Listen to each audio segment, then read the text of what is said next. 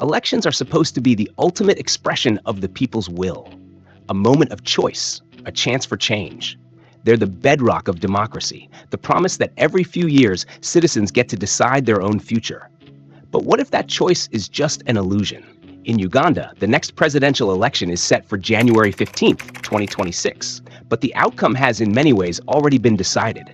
And no, this isn't about predicting the future. It's about understanding the past and a system built to make real change almost impossible. While Ugandans will go to the polls, the election isn't truly won at the ballot box. It's won through a carefully constructed machine designed to ensure one man, Yoweri Museveni, can't lose.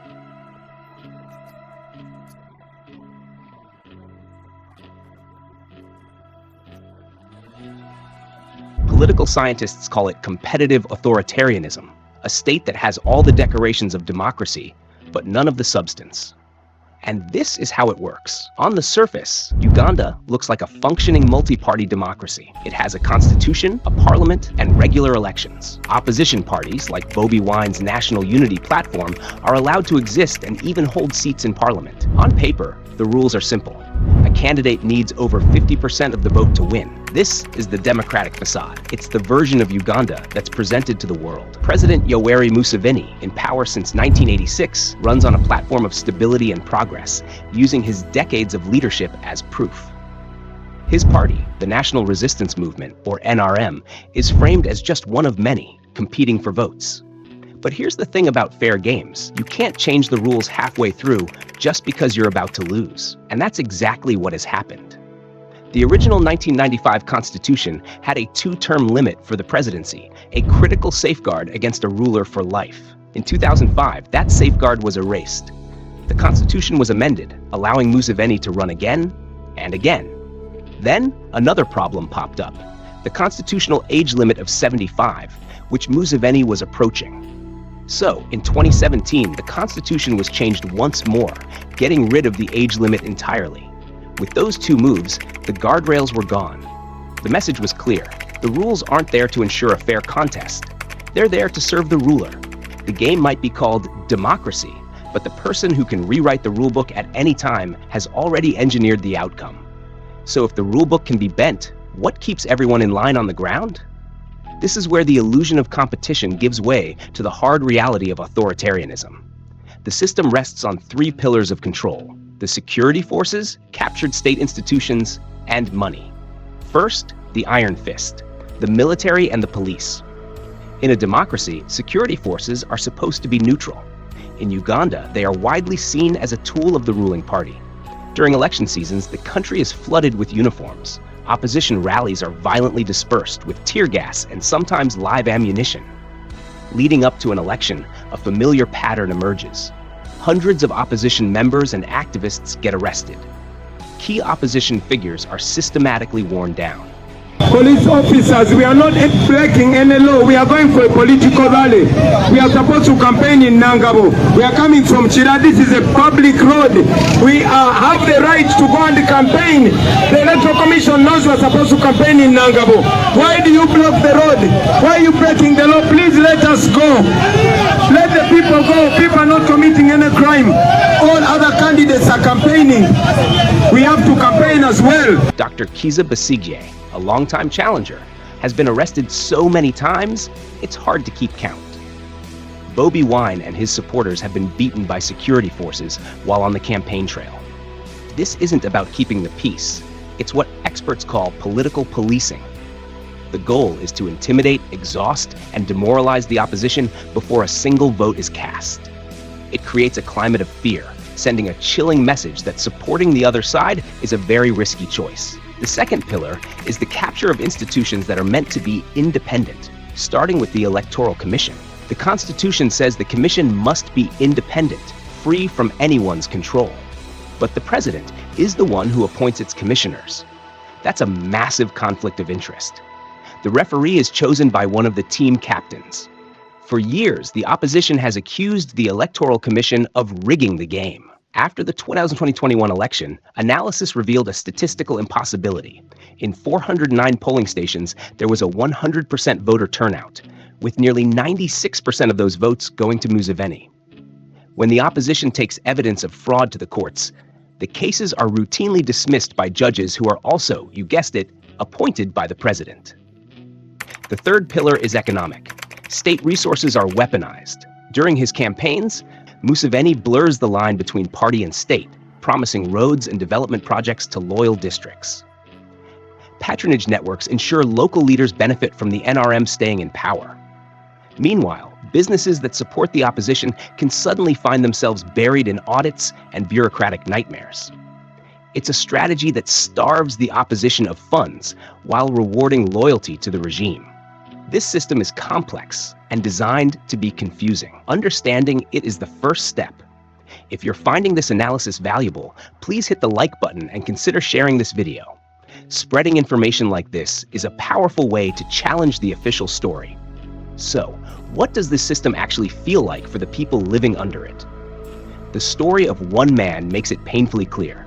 Robert Kyagulanyi Sentamu, the musician the world knows as Bobi Wine. His journey from a pop star singing about social justice to Museveni's main political rival is a perfect case study. When he entered politics, he represented a new generation. With nearly 80% of Ugandans under 30, his youth and connection to the urban poor terrified a regime that has been in power for almost 40 years. And so, the system came for him. He's been arrested, jailed, and beaten so badly he needed medical treatment abroad. His driver was shot and killed in an attack many believe was meant for him. After the 2021 election, he was put under house arrest. His supporters have often faced worse. In the run-up to the 2021 election, protests erupted in November 2020 after one of his arrests. Security forces responded with deadly force, killing at least 54 people. Hundreds more were abducted and tortured, and many families are still searching for their missing loved ones. It's no wonder Bobi Wine has said he will run in 2026, quote, "if I am still alive and not in jail." This isn't just about one man. His story shows how the system is designed to crush hope. It connects the abstract political machine to the real, daily struggles of Ugandans. For the country's massive youth population, this political stagnation is the backdrop to their entire lives. Over half of young people between 15 and 24 aren't in school or working. The cost of living is out of control, and corruption drains the money that should be funding their future. The election becomes a symbol of this broken promise, a generation held hostage by a regime that offers them slogans about stability while they struggle to find work and put food on the table. The 2026 election, then, isn't really about who wins. It's a chapter in a much bigger story, the question of what or who comes after Museveni. And all eyes are turning to one person, General Muhoozi Kainerugaba, President Museveni's son. For years, the Muhoozi Project, a quiet plan to position the first son for a hereditary succession, was something you only talked about in whispers.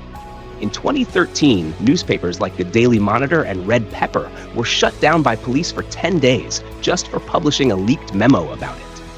Muhoozi has had a rocket-like rise through the military, and in March 2024, he was appointed to the top job, Chief of Defense Forces. This puts him in command of the very institution that guarantees the regime's survival. He's become more political, making bold statements on social media, and has even hinted at running for president himself. While he publicly claims Uganda isn't a monarchy, his father's actions suggest otherwise. His promotion looks like the final piece of the puzzle, preparing the ground for a transition of power that keeps it all in the family. This changes what the 2026 election is about. For Museveni, it might be his last run, a chance to secure one final term to make sure that handover goes smoothly, completely bypassing any real democratic process. The focus on Muhoozi reveals the system's true nature. It was never really about democracy. It was about power, how to get it, how to keep it, and finally, how to pass it on. So when the polls open in Uganda on January 15th, 2026, the world will watch the performance of an election. There will be ballot boxes, posters, and candidates. But the script was written a long time ago. It was written in 2005 when term limits were removed. It was written in 2017 when age limits were scrapped. And it's rewritten every single day with each politically motivated arrest, each violent crackdown on a peaceful protest, and each court ruling that favors the powerful. The 2026 election is not a contest of ideas. It's the predictable product of a system designed to concentrate power, not share it. But history shows that systems built on repression, that deny an entire generation its future, carry the seeds of their own instability. The Ugandan people, especially the youth, have shown incredible courage. They have adopted the national flag as a symbol of quiet resistance against a regime they feel no longer represents them. So the real question isn't who will win in 26. The question is, how long can a system that silences the vast majority of its people actually last? And what happens when a generation that has been denied a voice finally decides it has nothing left to lose?